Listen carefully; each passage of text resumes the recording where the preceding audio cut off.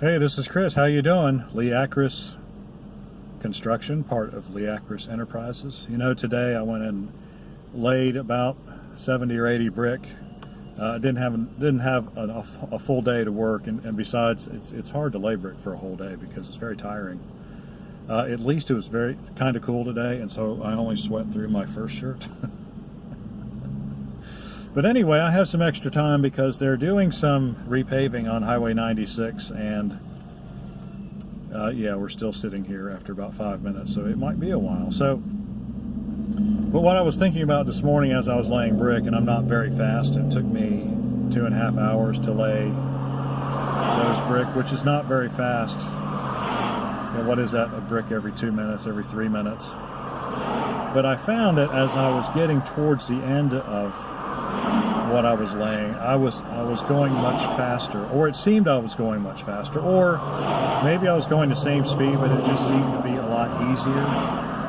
I can't decide what it was exactly, but it occurred to me that laying brick, and I guess probably a lot of other repetitive things, it reminded me a lot of learning how to shoot my rifle. You know, I've got an AR-15, and I went to Appleseed about 3 or 4 years ago, and did their little training session, and it also has some American history, which I would recommend if you want to learn how to shoot a rifle and learn about American history at the same time. Appleseed is a great way to do it because they do have people who know how to do it. They have people who know how to teach both the history and the mechanics of firing weapons. So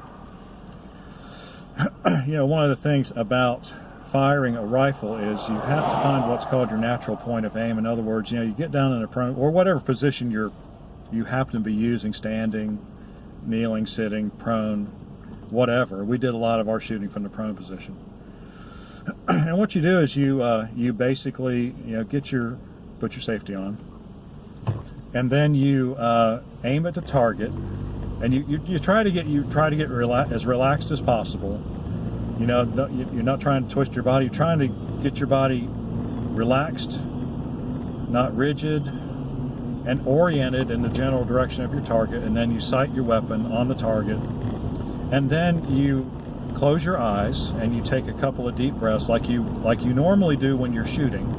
You always take a deep breath, and at the bottom of the exhale, that's when you shoot. And then, but you don't shoot while you're doing this practice exercise. You just open your eye again, and you look through your target, and you see if your sight is still on the target. And if it is, great, you found your natural point of aim.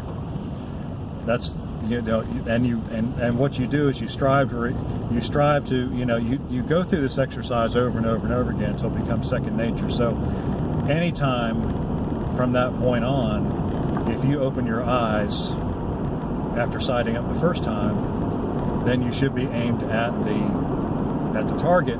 Now, if you're not aimed at the target, then you scoot your body around whichever way it needs to go. You don't just move your arms, in other words. It's really your body orientation is what matters. And so you you do that until you find your natural. You repeat that exercise, and it's amazing how little time it actually takes to do that especially when you're in an environment where you're being told to do it like 10 or 20 or 30 times. You know, it's like, okay, every time you get in the prone position, do your natural point of aim. It's like, and you do that 40 or 50 times in 2 days, and you find it. You just do. And the whole point of finding your natural point of aim is so that when you get into the exercises and into the target shooting, you know, they're all timed events, and you don't have time to sit there and get comfy and, you know, take a couple deep breaths and open your eyes back up and see if you're still aimed at, you know, you have to like fire, because you're firing off 10, 15, 20 rounds in 30 seconds or 45 seconds or a minute and a half. You know, that time goes by really fast. You don't have extra, and you're doing mag changes, and you're changing positions. You're going from standing to kneeling to, you know, to whatever it is they're choosing for you to do. And so it, you know, you're relying when you're on the range and the range is hot and you're doing the exercise, and you're trying to get your rifleman's patch, you don't have time to really think about what you're doing. You just need to do it, and that's when, you're trusting yourself of what you just feel it. You don't really think about it any longer, and you just do it. And your score really reflects not how good of a shot you are. It's how well your body, your muscle memory remembers your natural point of aim, so that you don't have to. You're not really sighting. I mean, it's like you're down, your weapon's up, it's against your shoulder, boom, you're on sight, your target sighted. You don't even have to think about it. And so I got thinking about that today, because bricklaying is a lot like this. It's the same way. It's like you have to master the basic mechanics of it. You have to master getting the right amount of mud on your trowel. You have to master slapping that mud down on that row of brick. You have to master how you furrow. You furrow the mortar, so that there's space for the brick to be squeezed down, and you put your mud on the end of the previous brick. And then the most important thing is that you take the brick in your left hand and you just put it, and this is the natural point of aim analogy, you put it where it needs to be, and you just gently push it down until it gets to where the string line is, and then you stop. And then you don't mess with it anymore. And that is the exact analogy to your natural point of aim firing a rifle. It's trusting that when you press down and you get to that line, that's all you need to do. And then you just take your trowel and capture the excess mud. If you need to put a little more mud in the bed joint behind it, or to the left hand side, I'm working left to right. So if the nearest butt joint isn't quite full, I slap the extra mortar in there and trowel it off real quick and make it fairly smooth, so it's easier to groove later, and tool later, excuse me, not groove. Well, it could be a groove if you're using a grooving tool.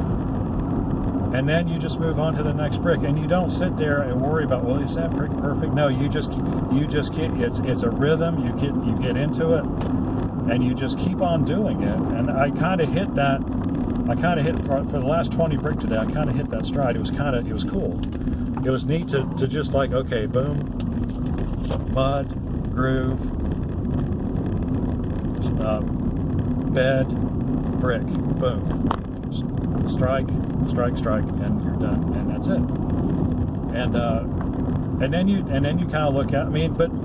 It's like if it's a little bit above the line, okay. If it's a little bit crooked, okay. If it's a little bit out of joint or whatever, however it's not perfect, well, you don't worry about that. You know why you don't worry about it? Because it's brick, and brick is not a perfect medium to work in. The beauty of brick is the idiosyncrasies. I mean, now you want it to be straight, basically. You want your joints to be, you don't want to be crooked and cattywampus. I mean, if it's really bad, you take the brick back off. But yeah, there's like a fairly wide range of variance. If you look at any brick wall, you'll know what I'm talking about if you really inspect it. And believe me, I worked construction for a long time. I inspected a lot of walls, and it's just like, but it's still a nice looking brick wall. Fortunately, I'm working on a garage. It really doesn't matter what it looks like. I mean, it could be. I mean, the original brick kind of sucks. So I am fortunate in that regard, I suppose. But this is perfect training. It's the perfect training ground. It's like it doesn't have to be perfect. It just has to look good. It just has to look. It can't look. As long as it looks good as the original brick, I'm okay. And it's about a C grade job, and so I'm not feeling too bad about it. I'm feeling pretty good. I will post some pictures when I get done and it's all cleaned up. As you know, I had to really work to straighten the wall out. It had a huge bow in it, like a 2-inch bow, off the center line, and I had to draw it back over on one end about an inch. It was an inch out of plumb with the top of the wall, so I had to draw that in over 10 courses. And so, there were a bunch of challenges, and so it's really messy.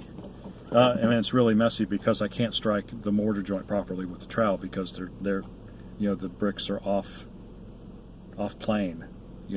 I have to run them off plane about 1/8 to 1/4 inch a row to get everything. And now I finally gotten to that course where I'm about 2 feet up from the foundation wall, and now everything is straight. And that probably had a lot to do with it today, actually. because I was on that second row where everything was nice and straight, and it just worked the way it should. So anyway, you ever had experiences like that? Any kind of like manual, any kind of like manual repetitive things where you just, you just do it? Have you ever had that experience? If you have, if you have, share those experiences. Like and subscribe. We appreciate when you do. We'll see you on the next video.